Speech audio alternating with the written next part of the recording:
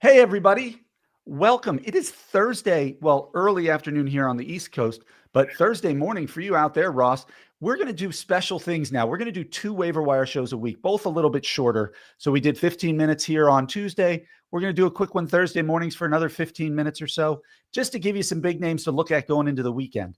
And then this afternoon, we'll do our usual spot, but we'll be focused more on just general sports stuff and have some heated debates about fun topics because Ross likes to argue and he's really good at it. So Dan and I are convinced we can beat him once in a while. We'll see how we do. Ross, how are you this morning in La La Land? La La Land, Lipstick City. I am up and at 'em about early every morning, checking baseball, checking what's going on, checking waiver wire, checking big news, what's going on with injuries. So I've been up for a while, but everything is okay here. I can't wait to get started about waiver wire and about the weekend. It's going to be a great week. Yeah, we got some good games this weekend. I just want to focus on maybe 2 or 3 hitters that you think are really important to pick up and 2 or 3 pitchers that are really important to pick up. So do you want to start with the pitchers or the hitters first? Let's start with pitchers. How about that? All right, give me your top 2 pitching pickups this week. I'm going for youth, like guys under 25, guys that are rookies, guys that are not really on radars yet. You know what I mean? Yep. People don't talk about Logan Evans. And you're saying who? Logan Evans pitches for Seattle, ERA under 3, 23 years old, rookie. This guy's been pitching really well. I mean, Seattle's had horrible injuries, and this guy's been filling in great. I hear Kirby's coming back this weekend, which will be nice. Gilbert Grape's been hurt. Kirby's been hurt. I mean, I think this guy's going to keep his spot in the rotation. How about that? Yeah, that'd be cool. He's been somebody that I've been focusing on and picking up in a few of my leagues. Another guy that I like, I'm just being nice to you because he's progressing. Every start he gets better. I know his ERA is not good, but Will Warren of the Yankees. Yeah, I'm a big fan of him. That's who our cover boy is today. This guy throws heat. I mean, this guy gets Ks in every start. I just feel, I don't watch the Yankees like you do, but I do watch them. But every start this guy has, he just gets better and better and better. Yeah, this has been baptism by fire for him, and he's learning how to pitch. The Yankees have a lot of money. This is the other side. The Yankees have a lot of money. They can afford to sign another big pitcher or trade for one, but they didn't. I think they have faith in Will Warren. I think he'll have a good second half. I feel this kid's going to really pick it up. We'll see what happens. That's great. Yeah, I agree with Will Warren. Obviously, he's our cover guy. Another guy I want to mention is a former top prospect, kind of hyped guy who fell off the radar last year and he started off the season rough, but he's getting better this year, is Gavin Williams of the Guardians. 5.14 ERA in April, but May has been a much different month for this guy. He's got a great fastball. He's incorporating his changeup again, and it's starting to look effective. I really do think he is somebody who you can pick up and keep on your roster long-term. I'm not talking about just a streamer in that case. Hopefully he's back to being that incredibly intriguing pitcher again, because his fastball can be so good. And hopefully as he's kind of growing into his arsenal, you're seeing a much different pitcher. The other one I'm going to mention is a young guy for the Cubs in Cade Horton. This guy is another prospect who is pretty well respected in the minor leagues. He hasn't been awesome, in terms of walks and strikeouts yet, but he has a great sweeper. He has a great curveball. His fastball has been not the greatest, but he pitches his secondary stuff so well that his fastball plays up. And I think he's in that group with Will Warren, Ryan Weathers, Logan Henderson as people who you can pick up and hopefully get some good run out of on your team. For the hitters, I'm going to name another Cub. This is a former, for those of you who know me, I'm a big Maryland fan. I went to the University of Maryland, a proud Terp.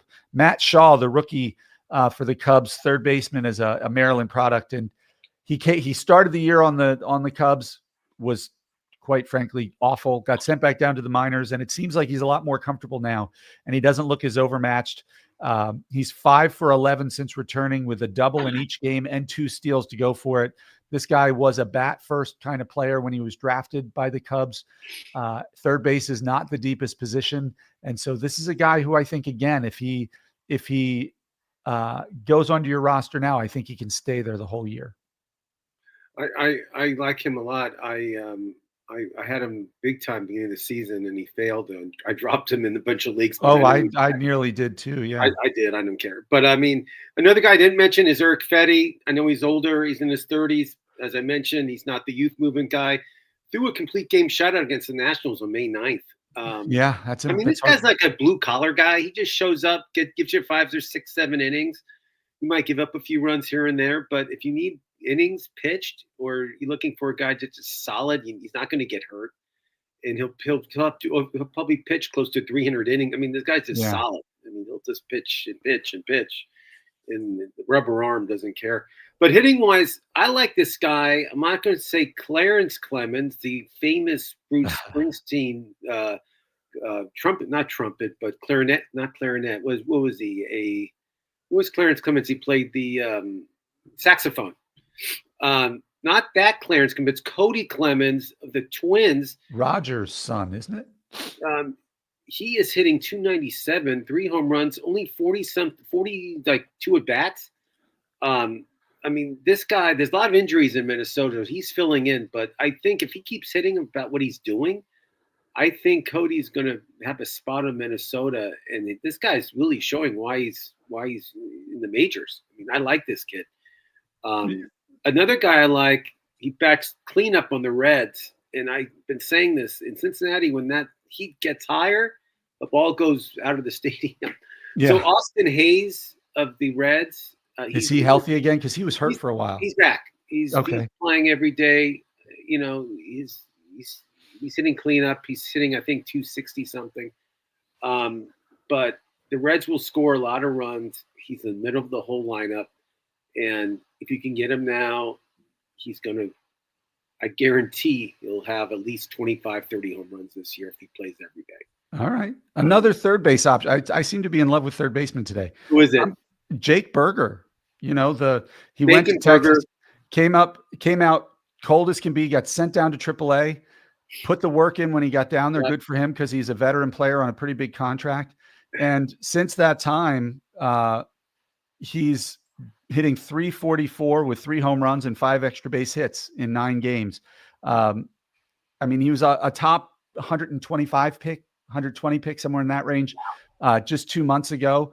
So look, we know what the talent is there. Everybody thought he was going to do good. He came out cold, went down, worked on his game. I think the guy can still bang you 30 home runs the rest of the year on the way out. No, he's always had power. Just to strike. And he's in Texas now, not Miami. So we know, you talked about the heat in Cincinnati. When that ballpark heats up, the ball flies. From what I understand, it flies pretty well down there in Texas as well. So he's in a deep lineup. He's going to have a lot of pitches to hit. I really like him. If he's available in your league, I would certainly scoop him up. Baconberger, I'll thumbs up here with your selection. I liked him last year. We talked about him. And he had a big year, like you said. He was in Florida and definitely in Texas with that lineup and how that ball flies out of that stadium. I mean, yes. Pick him up. And one other. Who is it? Well, did you know that Dylan Cruz just went on the IL, an oblique injury? So they are calling up their top prospect. I saw that. So you're going to see Robert Hassel. He might be the second or something. I'm not sure. Now, he's had struggles, Casey, in the minors. I mean, he hasn't played great, but this guy is a top prospect for a reason. He's a power speed guy. Not as much over the fence power, but average exit velocity is not bad. So if he lifts the ball, it's going to be great. But his speed and aggressive approach on the bases means he can make a big difference for you. I'm not sold on him, but if he running proves me wrong, I like prospects. I love prospects. Just because what he's done in the minors in the past 3-4 years, it's not been not great. No, but I'm not saying you put him in and he's your number 2 or 3 outfielder. I'm saying you put him up at the end of your bench, and if he starts, I mean, this is a guy who could steal you 3, 4, 5 bags a week if he's getting out. How long? Who knows? It's an oblique injury. We know those can be 6 to 8 weeks or longer sometimes. So, not good. Well, yeah. as you know, I like the Nationals. I like their youth movement, but the hell of having Dylan Cruz out for that much of time. I also picked him to be like a contender for the Rookie of the Year too, so that's going to hurt my thing too. They're not good, Casey. Not good at all. Right. But yeah, so we'll be back in about what time? In about 3 hours. We'll be back in about 3 hours to talk some baseball topics. We might throw in some NBA because I hear there was an epic collapse that Ross might want to talk about. Really quick. They were up by 9 points with a minute left. They were up 14 with 3 minutes left. I mean, it's nine with a minute left is more impressive. Okay, isn't that what Reggie Miller did to the Knicks many years ago? Like 9 points in a minute. Oh yeah. And so I'm sure was Reggie courtside. Indiana did the famous choke sign. Yeah. He thought he won the game, but he just tied it. They went to overtime. They still beat him. Yep, we will get into that a little bit this afternoon. But in the hockey game too, it's they scored 5 goals in the third period. The Dallas Stars to beat the Edmonton Oilers. Wow. Oh, well, they just don't want a Canadian champion. That's just the way it is. So, all right, man. Well, it was good talking to you. Thank you for those names, guys. If you have any questions, as always, you can leave us comments. We'll be happy to talk about it, and we will see you again in a few hours. Ross, enjoy your morning.